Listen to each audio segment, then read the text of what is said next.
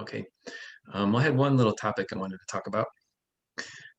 This was about spiritual books and how it can be really helpful for each of us, especially as I'm describing how we each need to find our own path and figure out what works for us.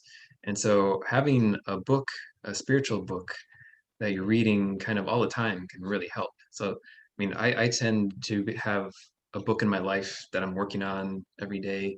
And so that can be another tool in your practice uh, to establish a practice of reading a little bit from a spiritual book every day. You can either do it at night before bedtime. That's what my teacher recommended. And I did that for a long time, but now I prefer to read for pleasure at night. Maybe that's just my rebellious nature. But right now I read right before I meditate in the morning. I think that's been helping me because it's nice to have just that kind of daily injection of good vibes or insightful knowledge. And you'll often start to notice that the passage you read is exactly the thing you need to deal with whatever comes up in your life that day. So you might start noticing that happen. So I just want to encourage everyone to have that practice of just have a book that you're working on as part of your daily practice. And choosing the book is also a part of your practice. And so I've talked about several books, and if you want ideas, I'm happy to provide recommendations. But you want to find something that resonates with you. So hearing recommendations from friends or um, wherever wherever you hear about a book that catches your title, make note of that, or a title that catches your attention, you'll make note of that. I keep notes on my iPhone all the time for things like that.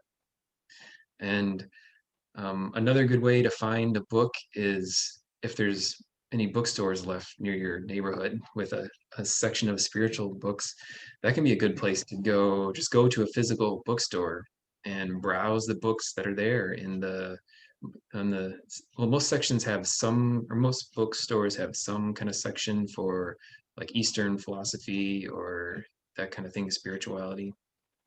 And that can be a really interesting exercise just to kind of browse through titles and really open yourself to finding the right title for you. So just kind of clear your mind and look at the titles and just feel what calls to you. And if a title calls out to you, you can pick it up and browse through it, read some of it.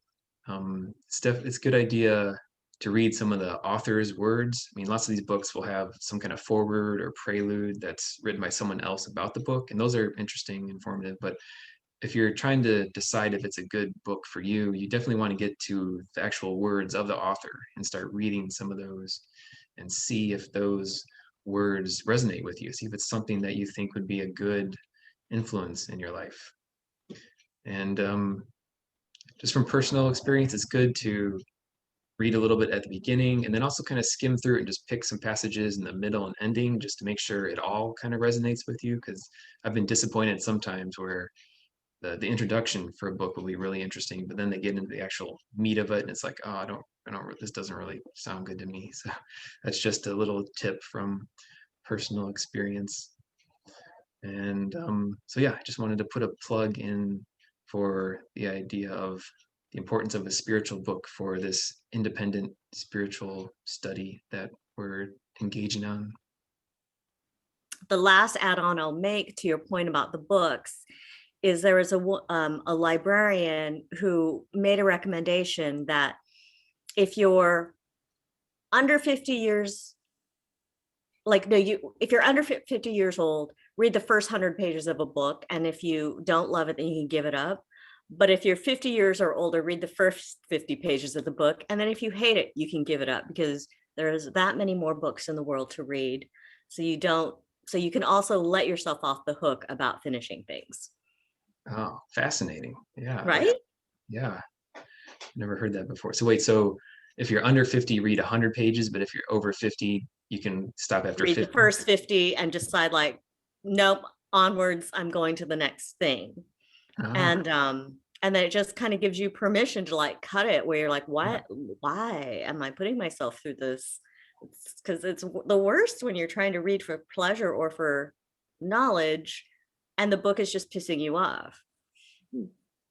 Yeah, and that's a very important point that when choosing books, when reading books, definitely listen to your own instincts. I mean, no matter how how enthusiastically someone else recommends a book or how widely popular it is, if you start reading it and it just doesn't resonate with you, listen to your own instincts because we all know what's best for each of us.